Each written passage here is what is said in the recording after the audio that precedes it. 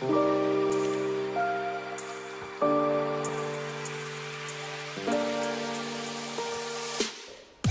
schooling days, what are the things that you did in football that you have, that you don't have now, that you don't see now? Okey.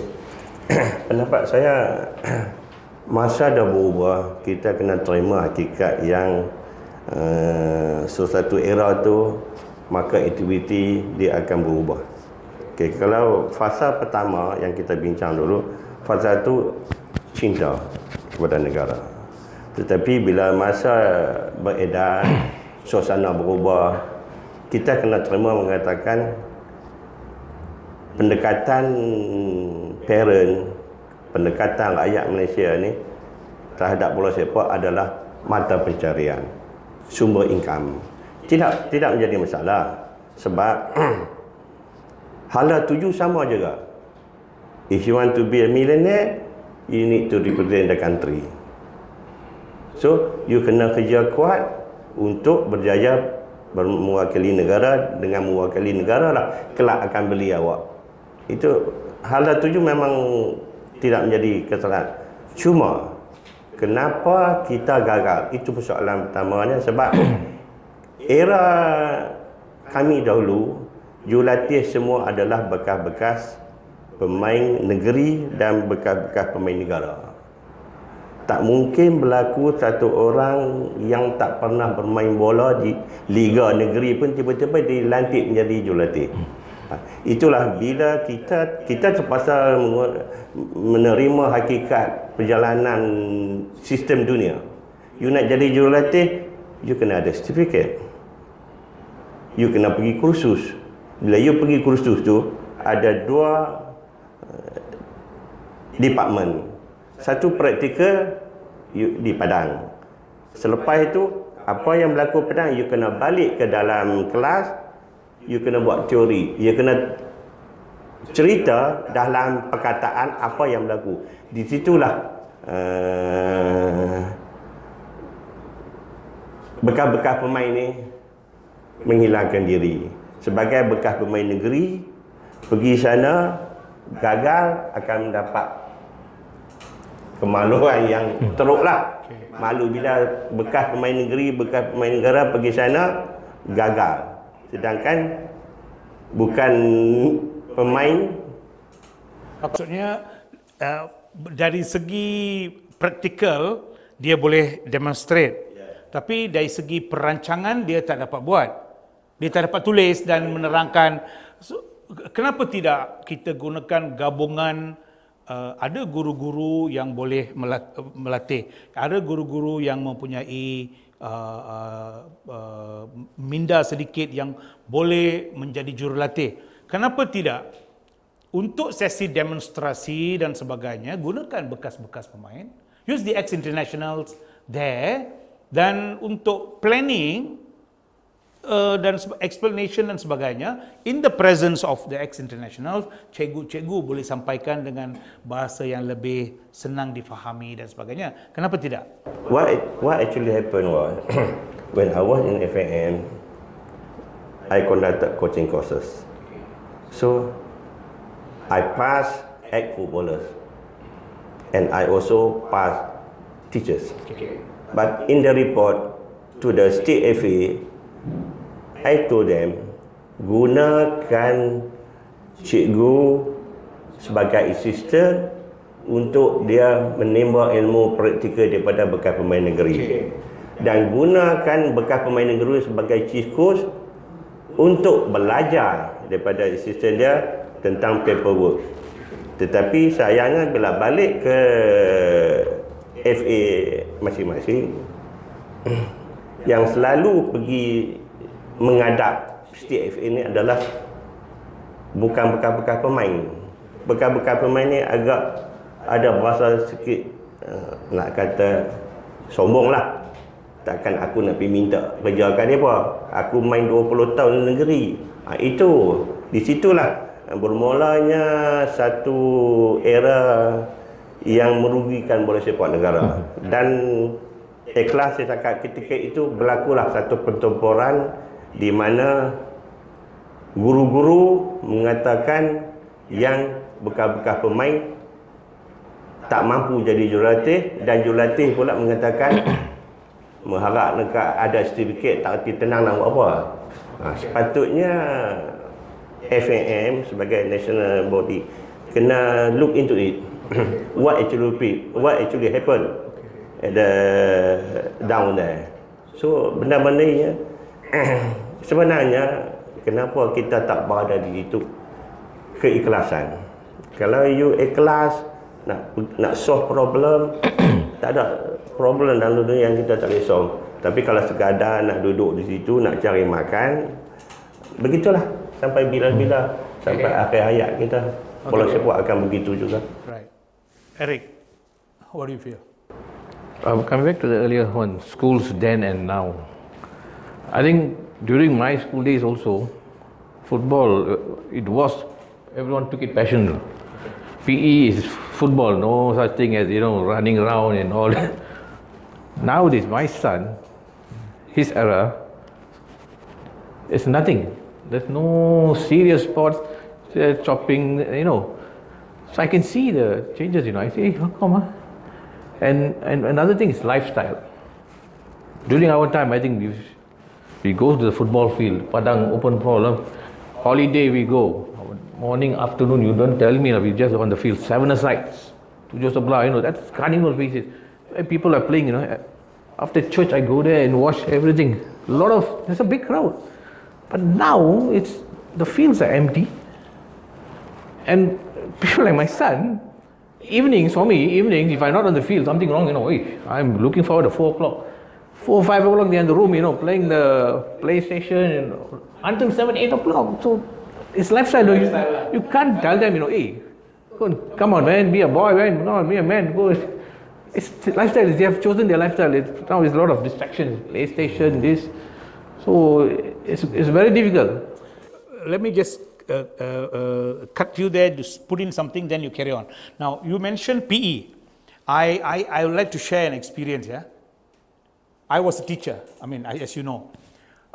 There was a time, I do not want to mention where and so on, but there was a time when in the school that we taught, it was during the exam season is about to come. Pengetua datang kata, in a staff room, we had a meeting, cikgu-cikgu sila ambil perhatian, waktu PJ kita gunakan untuk revision. Freeze. Budak-budak, dia tahu saya cikgu, hari ini ada bola sepak. But, they threw ice into the fire and just said, no PE, hari ini tak ada PE. So, semua kelas tak ada PE, dia buat revision. But don't you think a healthy body has a healthy mind? We fail to understand that, that is where the football starts. Kalau boys can do football, mine is a co-educational school, so girls will go to, because 2 classes combined, so 1 class will go that side with the girls, 2 classes, and the boys, I'll take football. So they don't get football, number 1. Second thing, Eric, tell me whether you had, during your time, you had inter-class, inter-house. Of course. Oh. Then inter-school. Inter-school is league. And then baru dia pergi inter-district. And those days dia ada combined school. Bakri daripada sekolah A, Eric daripada sekolah B, Subra daripada sekolah C. Dia seorang bagus. Sekarang you let the champion school go. How about if there is a Bakri Ibni in school B yang kalah? There is a Muqtadari here who, because one person cannot decide, it's a team game. Pasal whole team kalah, Muqtadari doesn't get a chance to go. We have lost many Bakri Ibnis, Sochinans, Muqtadaris, Shuko Saleh, Wong Chunwas, Armugam. We have lost many. Your comment? Ada satu ketika Kementerian Pendidikan dengan kerjasama FAM menentangkan apa yang doktor cakap. Memang itu adalah salah satu punca kita terbenti kemajuan, sebab tak semua bakat yang ada dapat diketengahkan. Ada satu ketika berlaku, tetapi persoalan pokoknya saya nampak what we used to say, football is a nation. So nation mean government. So kerjaan kita kena buat satu pendekatan baru yang bola sepak itu adalah milik kerajaan, milik negara. National agenda. National agenda. Selagi kita sekadar serah kepada FAM, FAM pula akan jawab, ini voluntary job, ini bukan makan. Ini soalan-soalan yang diluahkan oleh persatuan-persatuan negeri. Kita ini bukan tugas. Ini kita semua voluntary job. So kalau semua stakeholder bercakap macam tu, inilah jawapan dia kepada bola sepak negara. So negara ni, kerajaan kena buat sesuatu mengubah persepsi kepada rakyat, mengatakan bola sepak itu adalah national agenda. Okay, I have to prioritize. Now, I'm coming back to schools, yeah? Because I see a lot of damage being done in schools. Dalam buku The Italian Job, Gianluca Vialli, who was an Italian player, who played in Italy, and he also played in UK, in the English Premier League, dia kata, daripada pengalaman dia bermain di Itali dan UK dan main dalam Piala Dunia dan sebagainya, dia kata there is a difference between the two school of thought between UK English football and Italian football. Dia kata it all starts from the culture that the children learn in school towards people, towards the game, how you approach towards the game. Now, keeping that in mind, our approach, number one, we have established that they are not playing enough football in schools. Number two, how about coaches? Do we have enough coaches, Eric, in schools? Well, seriously, I don't think so. Because in the PE classes we are left alone. Just give us the ball and we are the coaches, man. We will run around 1 period, 2 period. I don't. My time I never seen a teacher coaching the football team. Formally coaching, yeah? Never. It's basically, I think, the onus on the boys. They go back. What they learn is the time, the playing time in school. The pressure is so precious, you know. But you know, I know in Singapore, during football time in the afternoon, the school engages outside ex-players to come and coach. But Malaysia has been always closed. They don't want to allow outsiders to come in.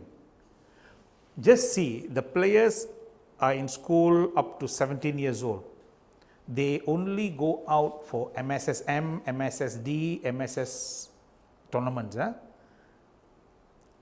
We know in football, this is in coaching terms, they are the chronological age and the biological age, which doesn't come together at the same time. Yeah?